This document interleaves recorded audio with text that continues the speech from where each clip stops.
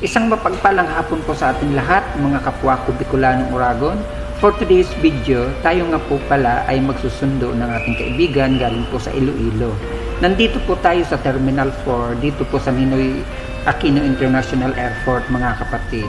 Na habang naghihintay po tayo ng ating kaibigan na lumabas po kasi nasa loob pa po siya at kalalapag pa lang po ng eroplano, tayo po ay mag-video muna rito at titingnan po natin ang lugar na napakaganda po. Ayan po, ang daming naghihintay ng mga magsusundo at yung mga kanilang sundo na madami pong naghihintay. Ito po ang Terminal 4, dito nga po yan sa airport sa Manila.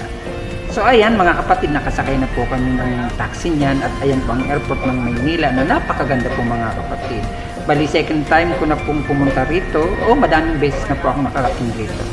So ngayon dito ko na po tatapusin ang aking vlog. Bye bye po. God bless you.